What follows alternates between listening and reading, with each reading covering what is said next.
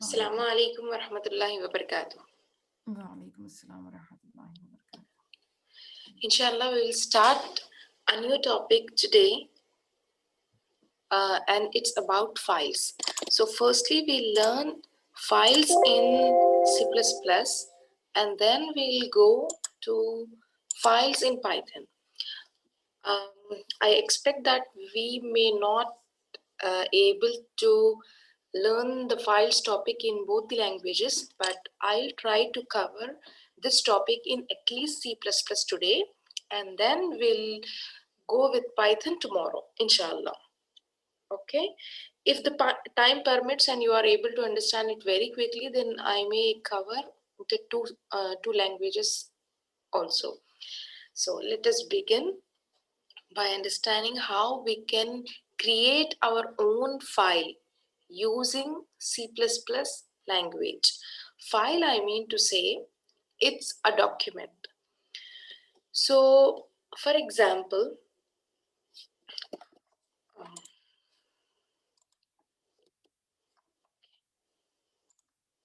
yeah, for example, you want to store the output of some program into a file.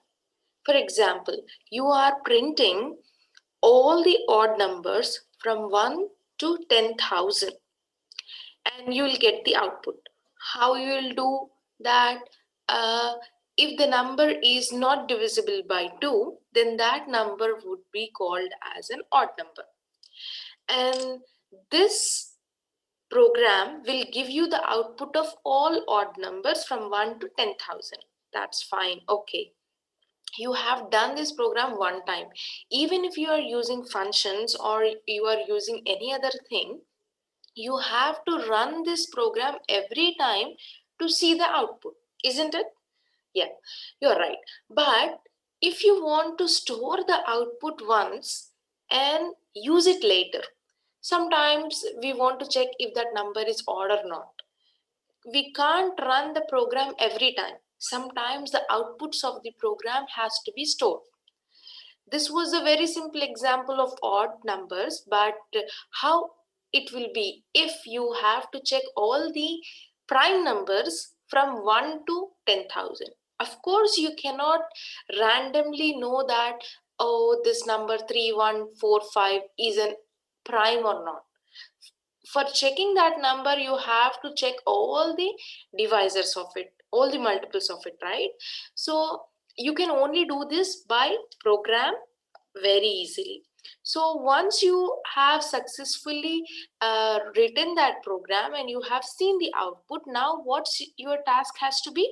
Store that output so that you can reuse the output and recheck if this number is there or not. Okay, so I hope you have got an idea that why files are useful. File is nothing but just a document that we will create through program. You might have seen that you are able to create any file in your mobile or in your laptop very easily. If you want a Word document, you can create it. If you want a file, I mean a text file, you can create it, new file. And even you can create it in on online, a drive or a Dropbox or somewhere else. But it would be really interesting to create your own file using a program. You will write a command and a new file will be created. Wouldn't this is interesting? Yes, for me it's really interesting. So, you know, these are the some of the benefits. Yeah, as I have told you that we are storing the file. These files are stored on our secondary storage media. The output of our program, where that will be stored? In the primary storage media. Primary in the sense I can say the buffer memory or the run memory that we'll have to execute any program that is different from the disk memory, isn't it? The random access memory that we'll get, it's just for executing of that program, and once you got the output and when you close that output, the output is gone forever. right? So this is a volatile memory that's not gonna be stored on your compiler or anywhere. That is erased completely. But when you are storing something into a file, that will be stored in your drive, in your hard drive. I can say the secondary storage memory. Okay, you understood it, right? Yes. And not only the input, not only the output of a program, but many of the times you can use files to store input.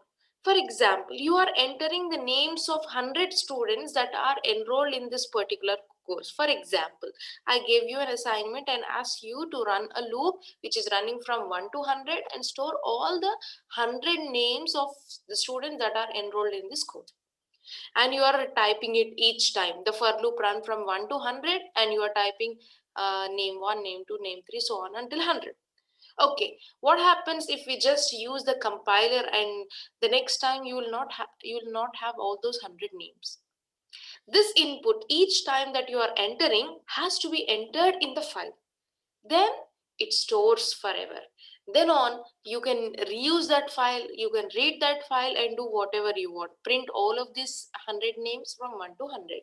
So these are very good examples to understand the benefits of files. Okay, what is the how we can understand the terminology of file? That is very important, that we need to know input and output.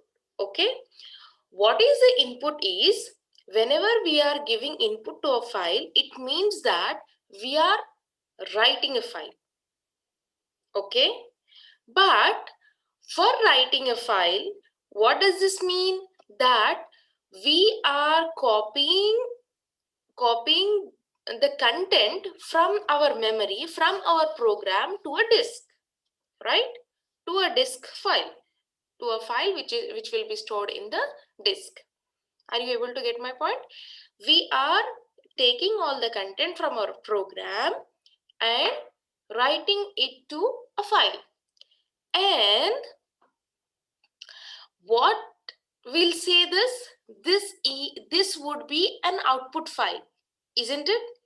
Though we are writing the content, we are giving input to the file, but ultimately the written file would be output for us, isn't it? Yes. Yeah, so these are the two little confusing terms that you have to understand. When we are writing something to a file, that file would be output for us, isn't it? So you may confuse it. Oh, you are saying input and then you are saying output file. No, we are giving the input to a file, but this overall file would be output for us. Okay? Yes. Okay. Then whenever we want to read from a file, we have a file and we want to read from a file. So what we are saying, we have to give the name of the file and read from it. So when we are reading from that file will be input to our program, isn't it? We say, hey program, just go and fetch that file and read from it. So this file is going to be an input to our program.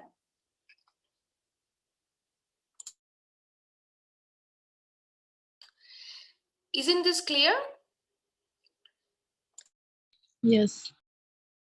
When we are reading data from the file, that file is going to be an input file for our program. Okay, so as I have told you, we can use file instead of keyboard for program input. Yani, we are using file as an input to our file, to our program. File will be an input and also file will be an output. Instead of showing something on the console from 1 to 100, we are outputting the file which will store that 1 to 100. Okay, instead of on the screen, we are storing it on a file. Then instead of taking input from the keyboard or something that we take from the keyboard, we can read from a file. So reading a file is called taking file as an input. Writing to a file would be called as an output file for our program. Got it? Yes. Okay, just a quick question. I am storing the places of 100 cities in a file.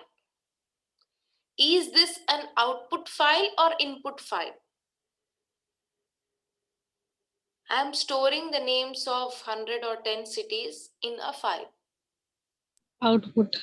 Yes, this is an output file. It means that I am giving the content from the keyboard and then from the program, and then it's all written to the file which will be given as the output once we execute that program. You can understand this very easily when we do the programming, inshallah. Okay, and we move a little forward. So what we need to do to use files is that first we need to open the file. Okay, for doing this task, first you need to do is open the file. Whenever we open the file and the program will be bind together. The program, whatever the code we are writing, that code and the file will be connected. And once you want to write or you want to read from a file, you have to process that file. Process that file, I mean, when you are reading a file, you have to start from beginning and to the end. Okay? And when you are writing, always the writing will start from beginning of the file, from the first character. I mean, it will start from the first thing from here, like from first character of the page. After that, you have to close file. This is a good practice for every programmer, that they have to close the file when they have opened and processed for something. For reading or writing, you have to always try to close the file. Okay? And file names are identified. Files are identified by the file names.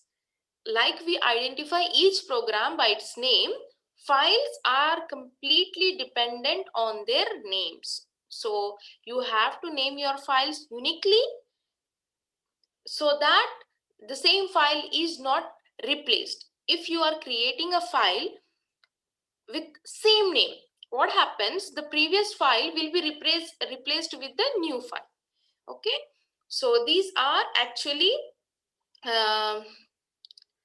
yes, this is so your file names have to be unique.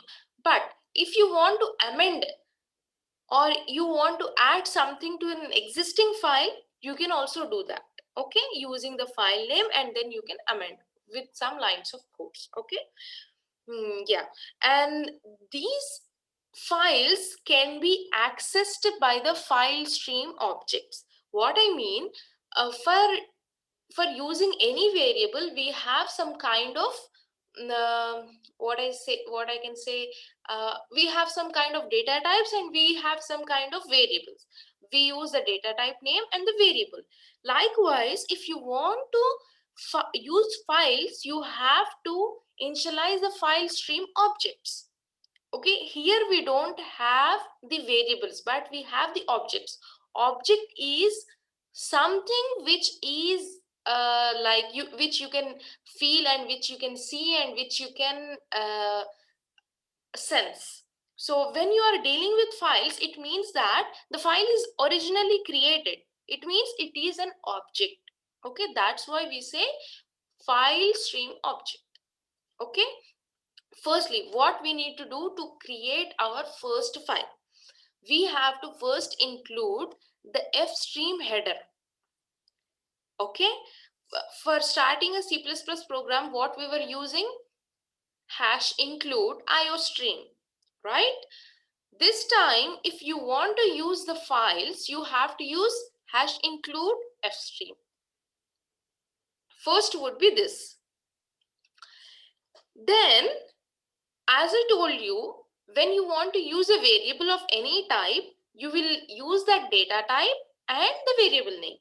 Likewise, if you want to create an object of a file, if you want to take input from a file, in file, okay, input to a file. What I am saying, input from a file, it means that we are reading from a file. Whenever we want to read something from a file, we will use if stream, and then we'll create the object of if stream. Then if we want to give something to a file and make that file as our output from our program, then we use OF stream, or I can say off stream, and then I'll create the object of that off stream. Okay,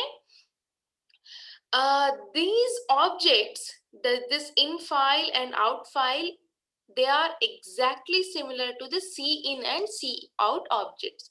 How? I'll show you. So do not worry about this. Before I explain you the example of this thing, I will first tell you how you can create a file. Okay.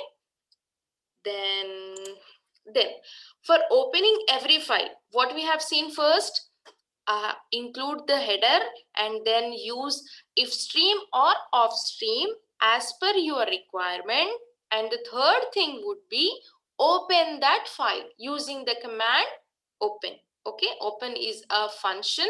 It's a predefined function which is used for accessing, opening the files. Okay, we'll write that object dot open and the file name, whatever the file name that we want to have, or even you can give the path of the file. Path, I mean, for example, that's located in C drive or D drive. You can give the whole path of that file.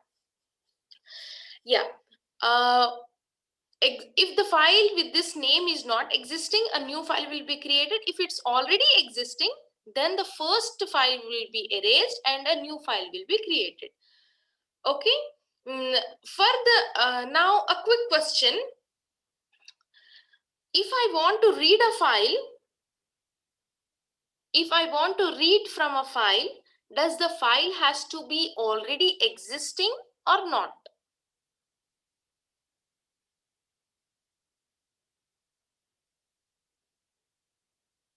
If I want to read from a file, I can say xyd.txt is my file.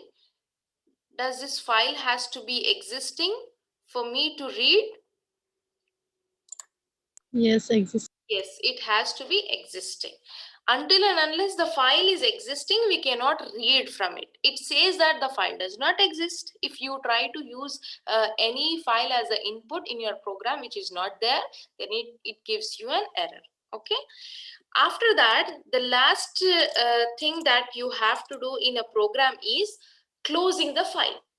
Okay, close using the file object. Either it can be the if stream object or off stream object. You have to always close the file. This is a good practice, because you know, if you don't close the file, the operating system has to close that file at the program end.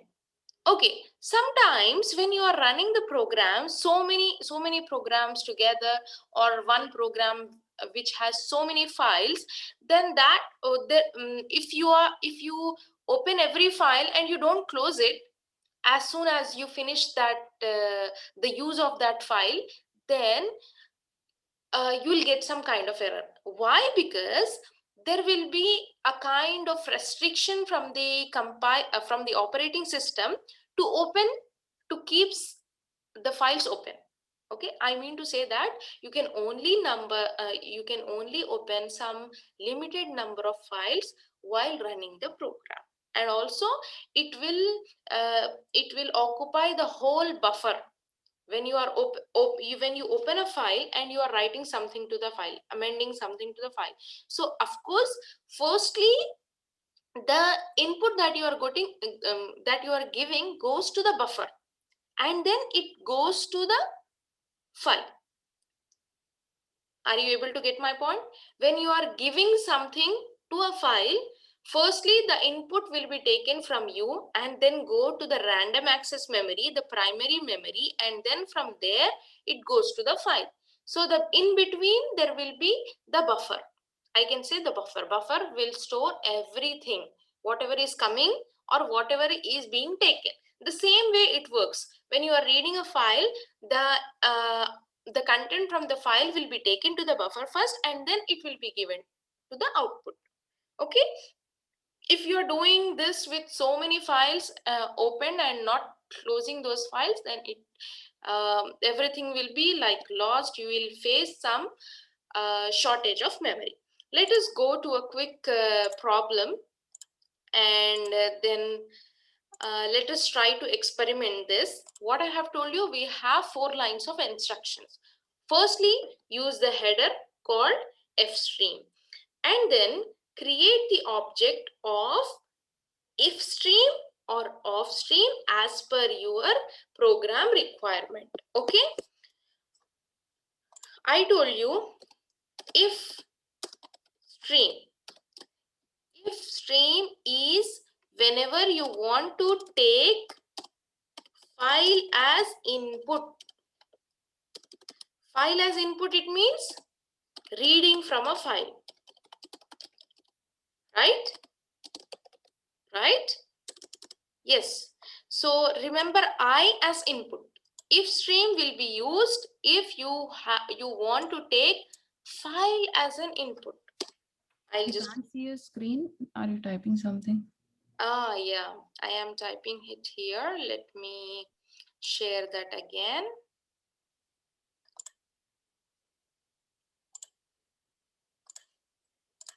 Thank you very much.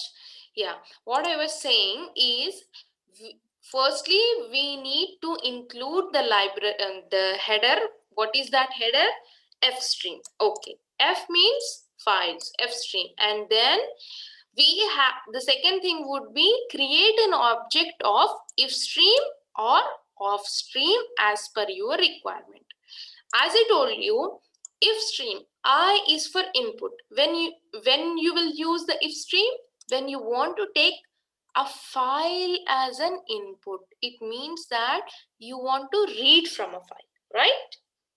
So currently we haven't created any file, so I'm not gonna use if stream because I don't have any files. What I have to use? OF stream. OF stream. And now I have to create the object of this OF stream. The object can be any name that you want to give. Any name. It's like a variable, but it's an object because these are the things which are accessible and which can be when you are using the variables, you cannot see it anywhere, but when you are using the files, you can see it in your secondary memory. This is what I mean when I say object. It means that it can be sensed and it can be seen. Yeah, you got it right. Objects, we have physical objects and also we have the visual objects which we can see. Okay, when I am writing int n, I can't say n as an object because I can't see that. But when I am creating the object of an OF stream, I can say that it's an object because whenever we get the outcome of this thing, for example, if it's out, we can see it, isn't it? We can see the file. Okay, let me write the object name as out. Okay, you can write anything. Okay, out. Is this okay? Out is okay, right? For us, let me keep it capital. Anything you can keep. OF stream. Once I have created the object of OF stream, what I can do, the second task is, tell me what is the second task? Once I created the object, I have to open a new file, isn't it? Using the Yes. open, and let me give the file name first.txt. I want to create the file with extension .txt. What I mean, this is a text file, like a common notepad file. You can give any extension .doc, .dat file, dat, or something like this. Okay, files. And because the name of the file will be in the string, you have to give double quotes. Okay, when I am saying open the file, you can't access the open function directly. You can access it with the stream object.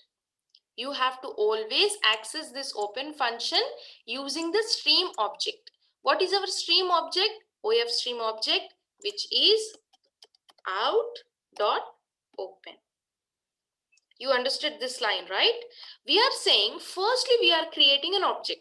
After creating an object, using that object, we say, please open a file using this object. The OF stream has some functionalities. When we create an object, all those functionalities we can use by using this object. Okay? Yeah. Then that object .open will create a new file for us.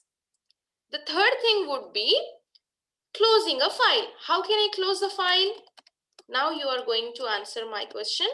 How I can close the file? Using the close function, but there should be something. What is that something? Using object. Yes, using the object out. Okay, this is the object of OF stream. Open will always take some argument. Argument, I mean to say something which can be passed to that function, but close will not take any argument. It will not take the file name. Okay, but the open will take the file name always. Okay, see here what happened when I run my program. Do you observe? Where's my program gone?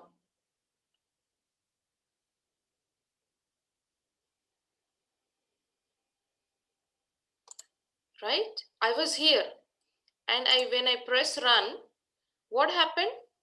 This file.txt was created. Let me delete it again. Sorry, let me delete it again and see what is happening. Try to pay attention here. I run the program and I got first.txt. So my first.txt is empty because I did not give anything to here. Okay, just tell me a quick question. When I want to print something here on the console, how do I do? I write cout, hello, my first files program. Okay, so this will be printed there on the console, right? When I write. So what is the cout? When we are using the cout allows us to use IO stream. It's an object of IO stream, input output stream, to give the output on the console. Whenever we are using the cout, this function would be to give output on the console. So what is the object of file stream in our program now? What is the object of file stream? Out. Out. Right? So if I want to print something in a file, I have to use that file object. If I use cout, then that will be given on the console, but I want something to be given in the file. I want to show, see the output here in the file. Okay, what I'll use, I'll just copy the same statement and I write cout, and I'll see what will happen again. Okay, it's giving me the two lines there at the bottom. Okay, now what I'll do is change this cout into out. Okay, and then I run it. I got hello my first files program, which is from here, from cout, and let me check if this file has really something. Yes, I got it. Hello my first files program. You got my point, right? How we will create a file and how we will write to a file. Now tell me, now I want to print a number. Print a number to this file, just a number. How can I do that? The number that I want to give as a string, for example. Can I do 5 or 6, something like this, and I write endl. See, it will take all the same functionalities like cout. In cout also we used to write endl, right? To get the next line. Here also I am doing the same. Nothing is changed. And let me check if it's really giving me the thing. Yes, I got it, right? So here now let me, yeah, if I want to take some input here, okay, I say int I equals to 10, and I want to have this 10 in the file after this 6. How can I do? Tell me. Now you are going to tell me. How can I go? How can I do this? Out. I want to print this 10 after 6. What should I have to write here? 10 is stored in I. How we used the output on the console whenever we want to print the variable, how we used to access it? Okay, just tell me this. I want to print this I on the console. How can I print? Cout of I. Isn't it? Will this give me the value 10 on the console? Yes. Yes, it gives. So the same thing applies here. I write cout of I, and this will give me the value there in the file. Okay, see, I got it. Okay, you got this thing. And if you are okay, then we'll move a little forward and we will try to read this file. Okay. Okay. Okay, let me just customize my file a little bit. I'll remove all these things so that we don't get much confused. Okay, yeah, I have removed. Let me remove all of these things. Okay, I removed everything, and okay, now the file is already existing. Okay, this is our file, it's there. Now I want to read that file. How I can read? Using the if stream. The object can be anything here. Now I can say in.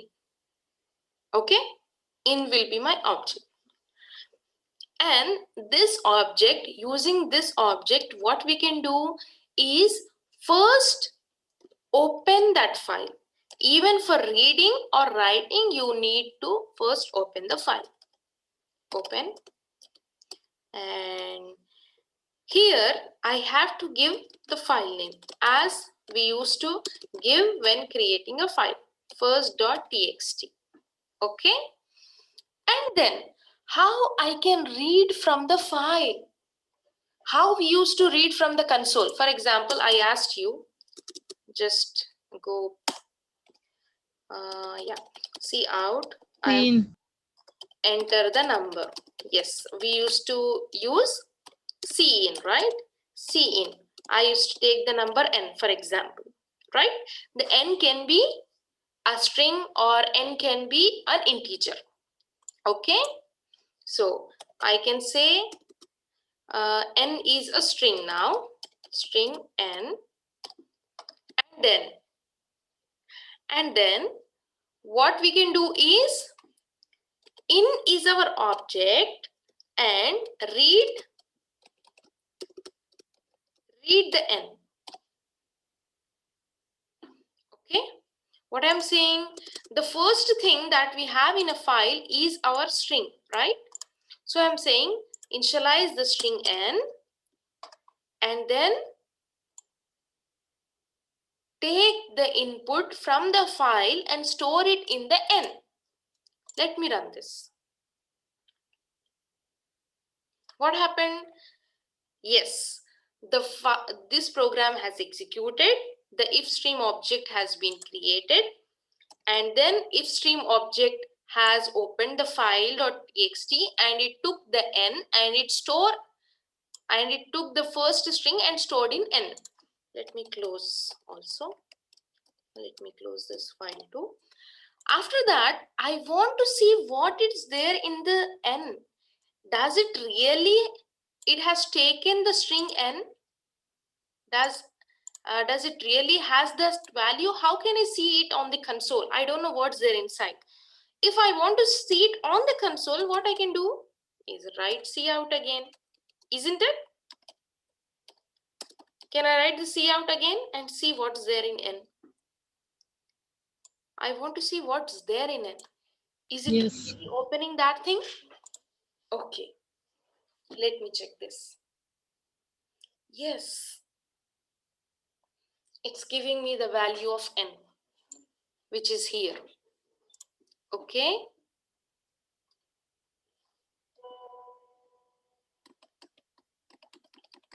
Yeah, and let me go a little back quickly. I'll show you something more. Okay, sorry, I can't redo. Okay, let me remove this. Yeah, in the first case, when I am opening a file, for example, my file is not existing. Consider that if the file is not there. Okay, how can I check if the file is there or not? How can I check is, for example, do you remember this thing? I hope you remember. If I say 1, what happens? What happens? Will it be printed? Yes. If I say 0, will it be printed? No. Yes, it will not be printed. So, for example, I write not x is greater less than 0. Okay, what does this mean? And I say int x equals to 6. Okay, what does this mean? Firstly, it will compare is x less than 0. Is it true? No. Okay, this is false. This means that false of not. Okay, first I'll run this and then you will understand it very quickly. False of not. This is actually false and I am saying not. False and then I am saying please negate it. The false would become true. When I say not of something, it means it changes, right? You know the truth tables. How Yes. we can change it, right? Okay, this time I say x is minus 1. Okay, so this time what's happening? This is Nothing. true actually. This is true and it becomes false. Not of true means false. If the condition is false, the if condition will not be executed, right? So, whenever I create an object of if stream in and I am saying in open this file, then if the file is existing, then the in object will have the access to this file. What will in have? In have the complete access of this file. I can write like this. See, if not in. It means that if in is doesn't have anything, if int doesn't have anything, it means it doesn't have anything. The object is not there. Error opening the file. Then I can also write another line of code, else I say cout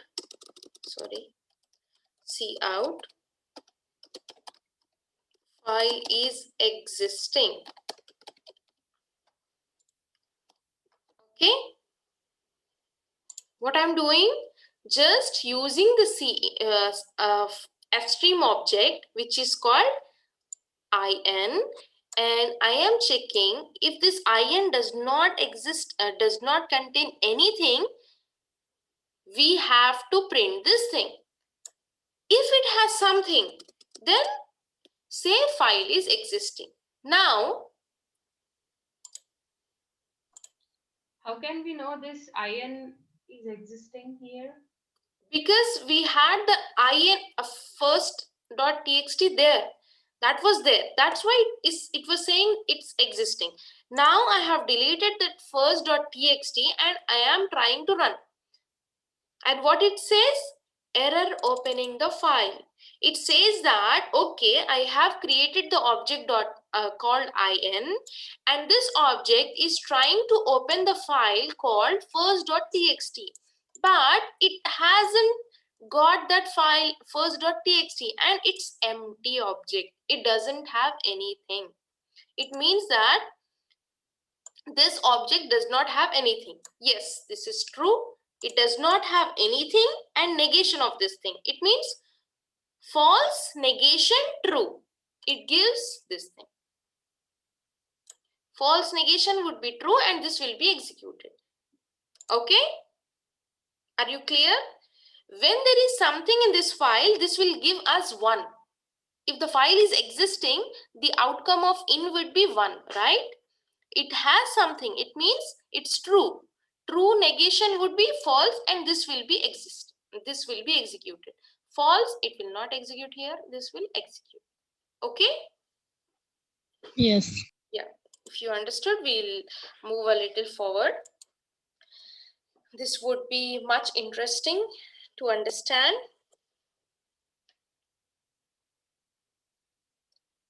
Yes, understood. Okay, yeah.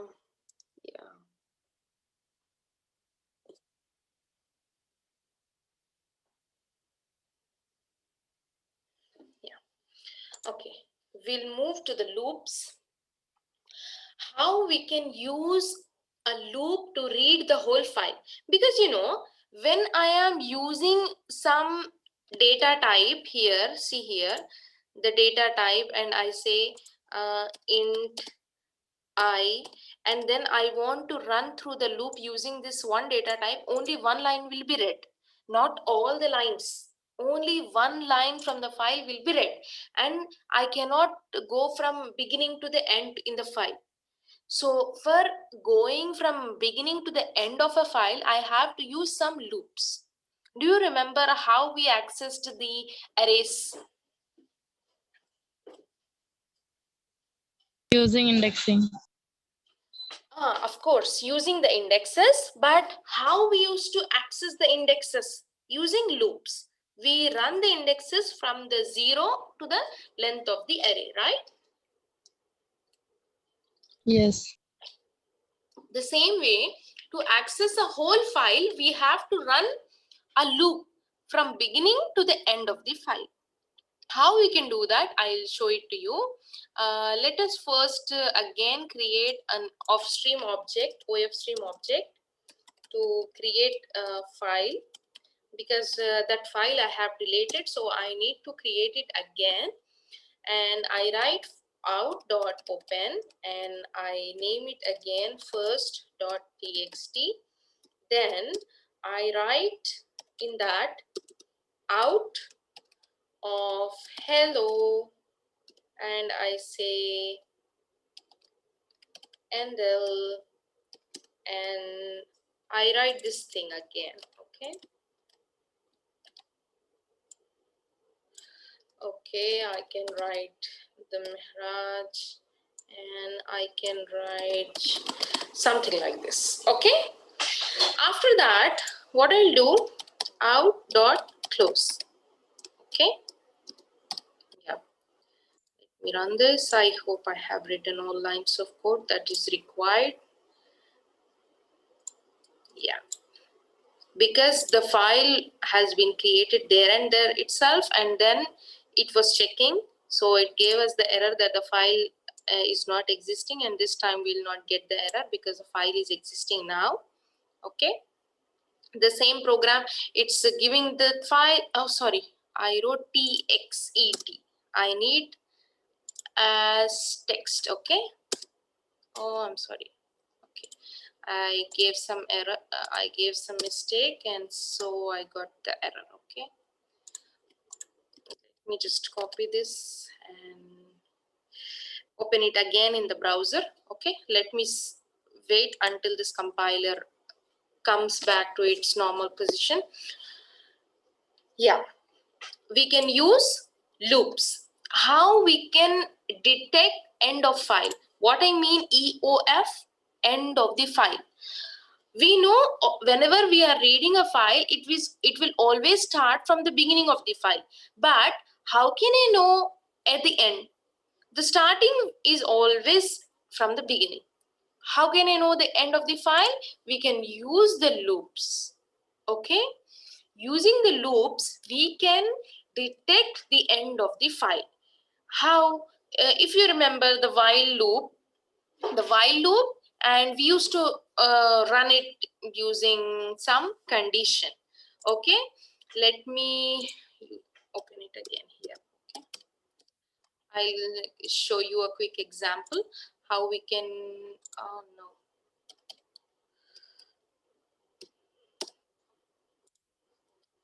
Yeah. Okay, and let me select CPP. Okay, and let me run this. Okay, it says the file is existing this time. Okay, good. And we have the file.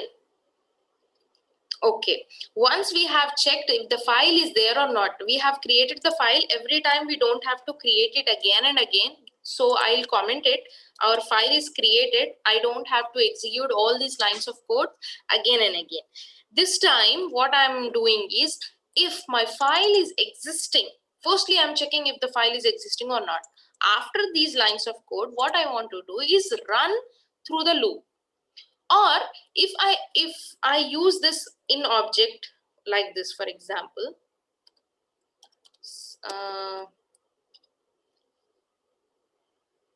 I can initialize a string n. Okay, and then I say in read that value that's there in n, and I say again give me the value that is stored in n on the console. Are you able to get this point? Because the type of file is a string, isn't it? This is a string.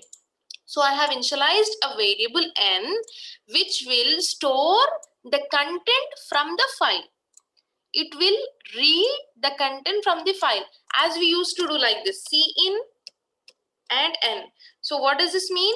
The string object that is being given from the console will be stored in n using the cin object.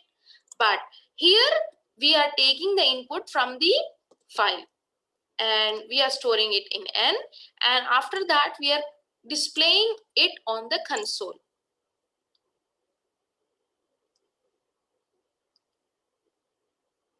Okay, see here we got file is existing and hello in the same line, because I haven't given the endl here. Let me give endl here so that it prints it in the next line. Okay, every time it prints it in the next line. But how can I access the next thing? I'm not able to access the next thing, right? So for that reason, we need to use the loops. How can I do is, I use a while loop here itself. After initializing, because this file is consisting of all strings, I use while, and in this while, what I say, read using n, read n, read n, okay? And then I say print the n, whatever is there in n, okay? The open and close brackets. What I'm saying, read n, the string, and store it in n, and then print it and run it. So until and unless where it will run, until the in object has something. Firstly, the in object will have the access, the name of this file, and then when we are reading that file, it will take the objects line by line, line by line, okay? What will be there here in this line? Firstly, it will have hello, and then second time the loop runs again. The loop runs again, it will have the next thing, and it will have the next thing. Okay, are you getting this one? Yes? Yes. Okay, so it says file is existing and it has printed whatever it's there in the file. Okay, very good. Yes. And then we'll move a little forward. So, for example, if we have checked one way of checking if the file is existing or not, and what was that? Using the if condition. But there is also a function called fail, which we can use to check if the file is really existing, or if the file was not able to open, or the file has some kind of access restrictions. Sometimes when we are opening some kind of files, it says access denied, right? So sometimes it happens. So that kind of errors we can check using the fail function. How? I'll show you the fail function syntax. Just try to remember this syntax: fail and with the brackets and without any arguments. And we can use it here like this. For example,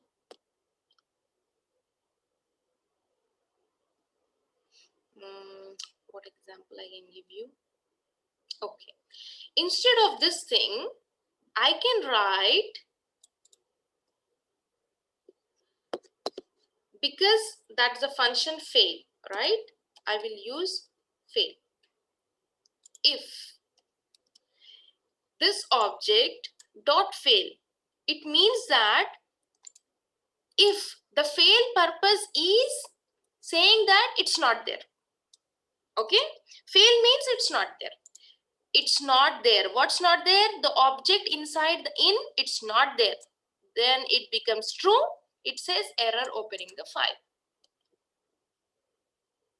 Okay. Okay. See here. It says fail. Fail was not successful because in object has the file and the in object was able to open the file. So this becomes false and this will not be executed. And what will be executed? File is existing. After that, our while loop is as it is. I didn't change anything, and that's why we got the output. Okay, what else can we do? What else can we do is, for example, I want to write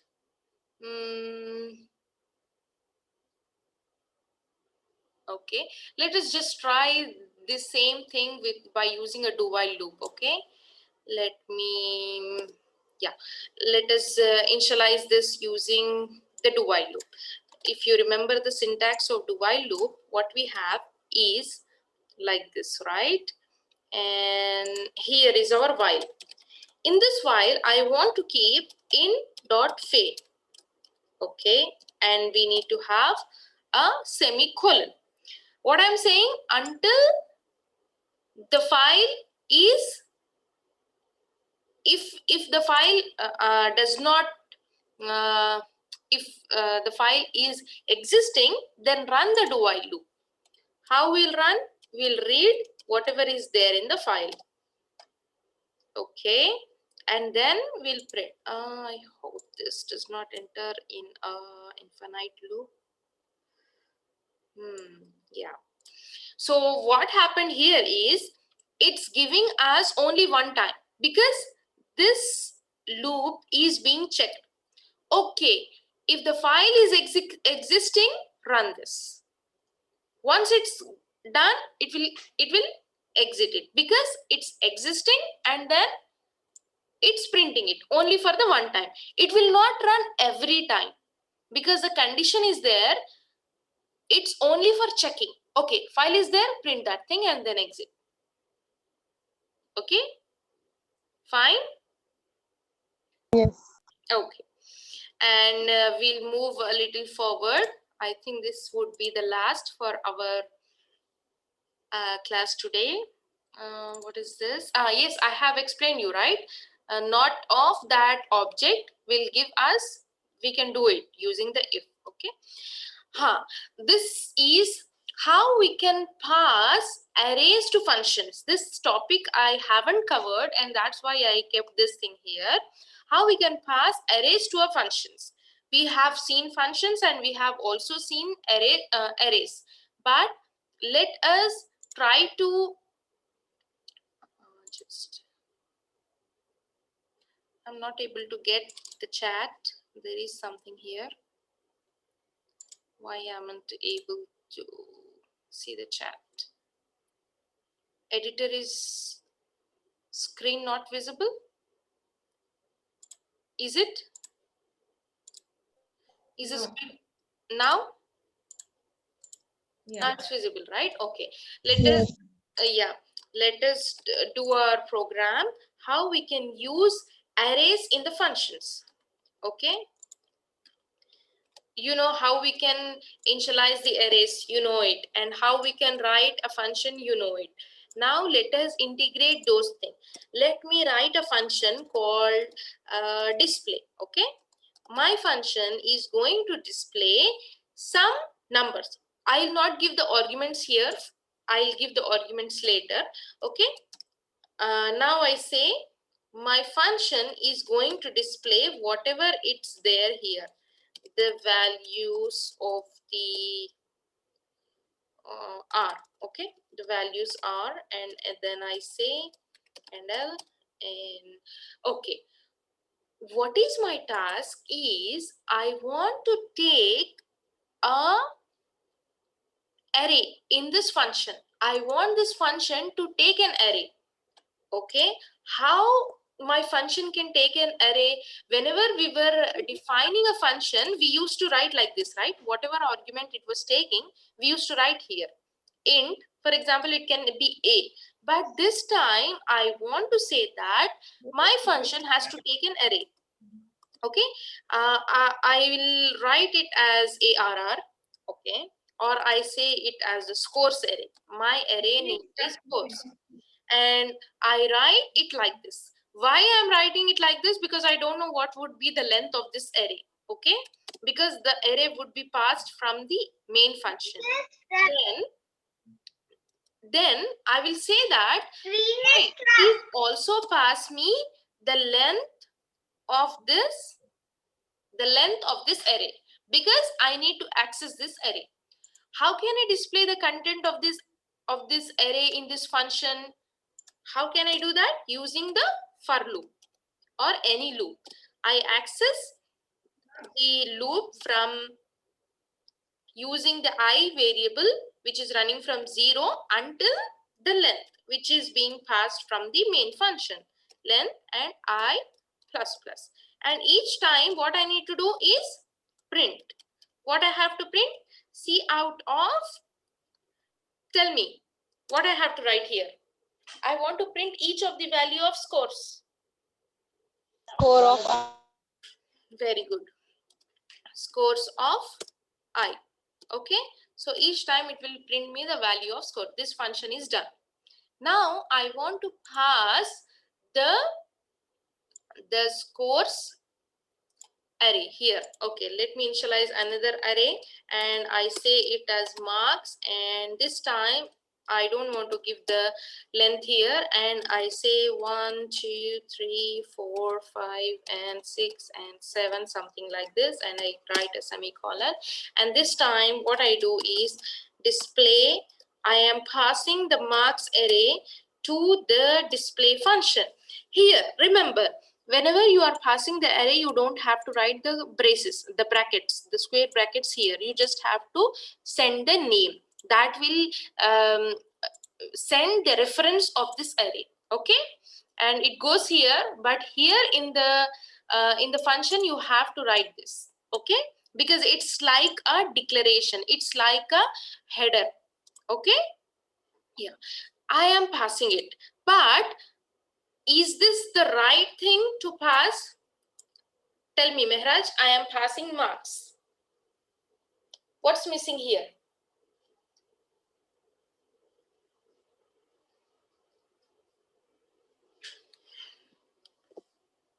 What's missing here?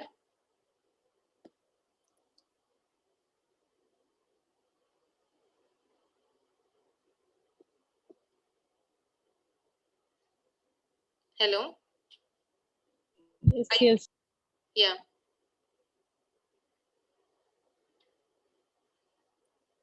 Are you able to figure out the error? The definition of our function is this, and we are passing this.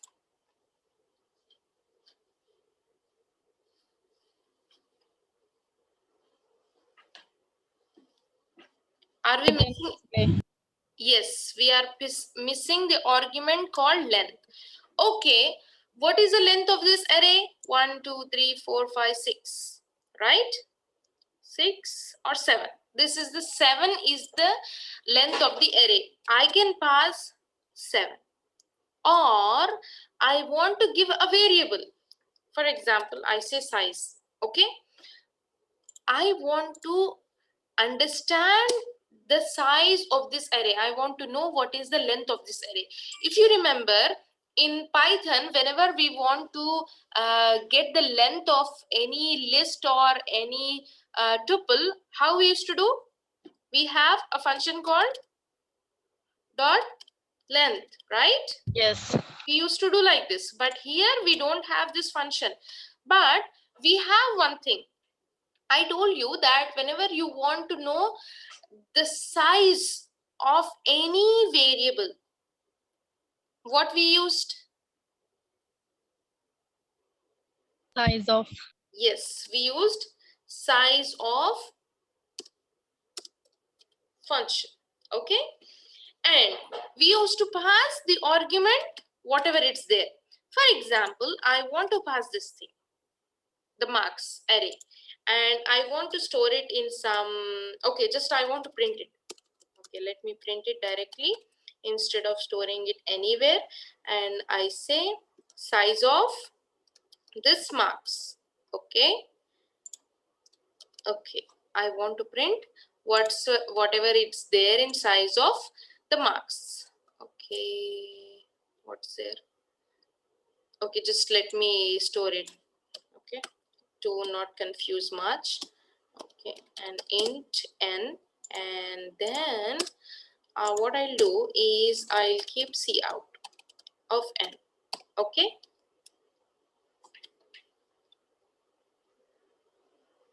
okay, this is good. Yes. Yes, you understood. What it will give me? Okay, because this is not initialized, it's not giving me here. This was the error.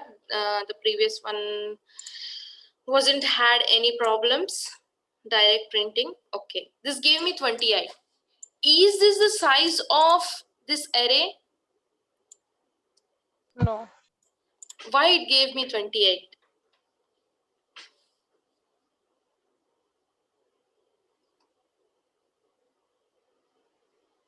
Why it gave me 28? Okay, you need to answer me today. Okay, I'll write another P, and I say something 6, and now this time I store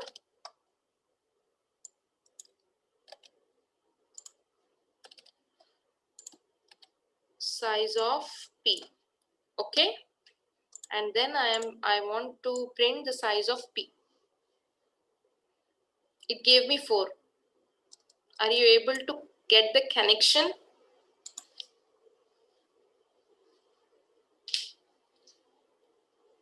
What is the function of size of operator?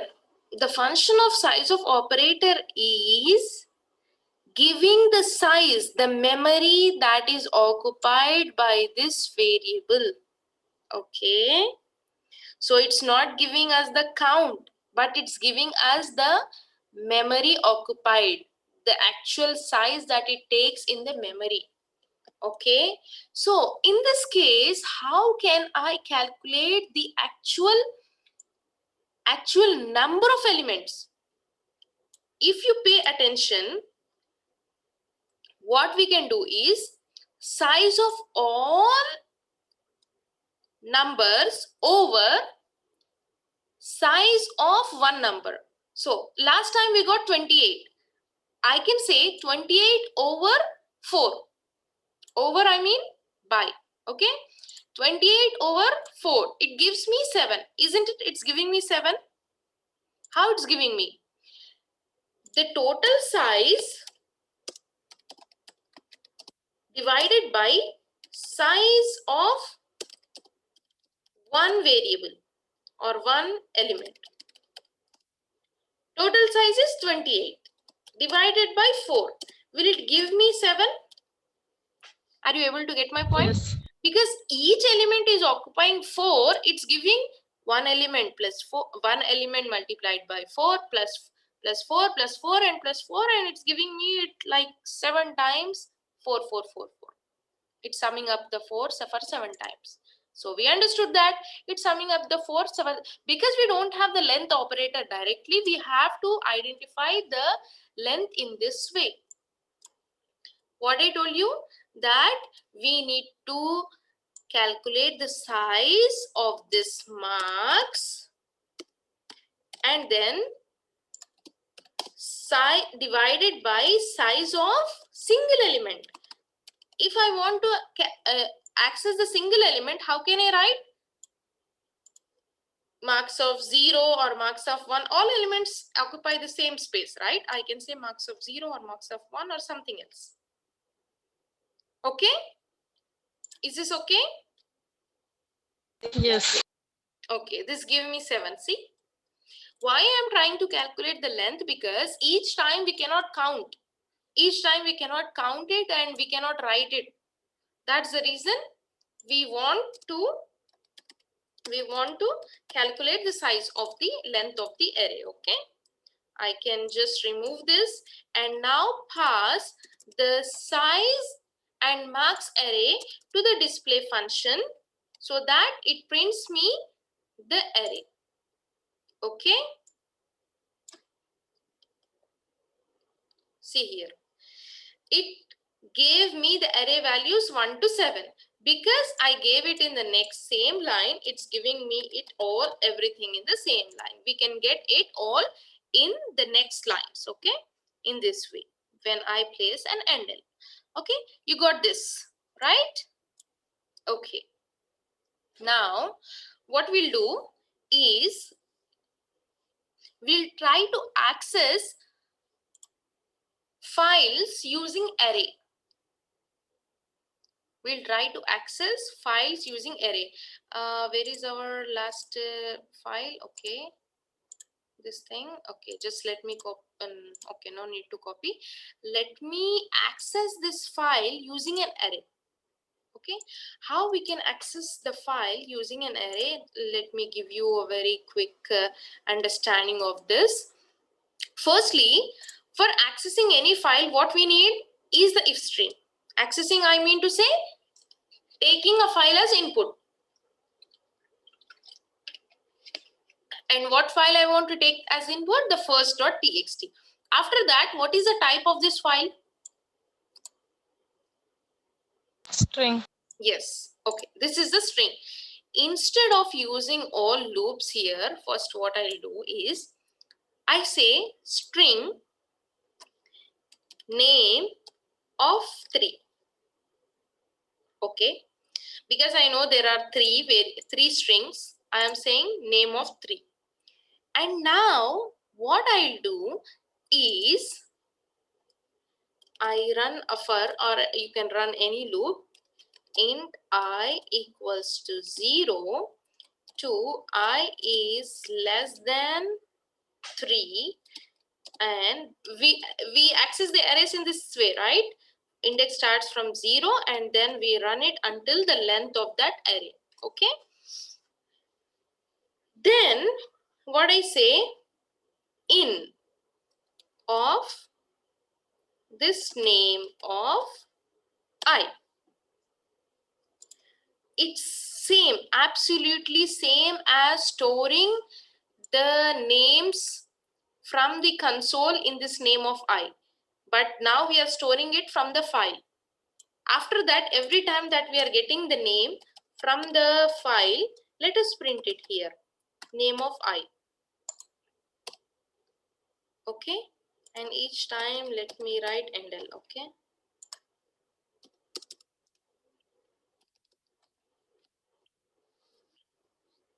okay, are you able to get this? How we are doing? We are accessing the file using the array. Okay, so it gave me the 3 strings that we had in the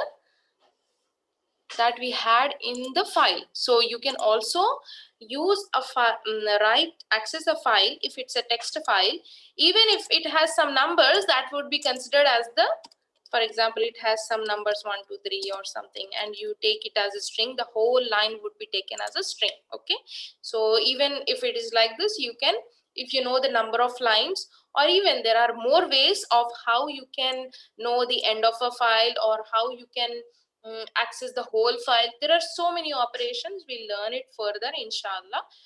But for now, I hope it's enough for you to understand and practice.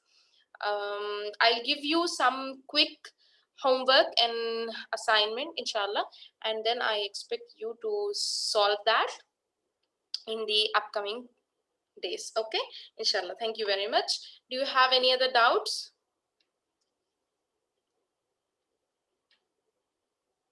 No.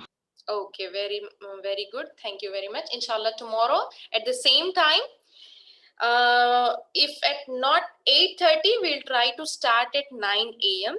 because I can't give time in the evening hours, and we'll try to cover the topics of files in Python, inshallah. Okay, thank you very much. Assalamu alaikum wa rahmatullahi wa barakatuh. Jazakumullahu khairan kaseera.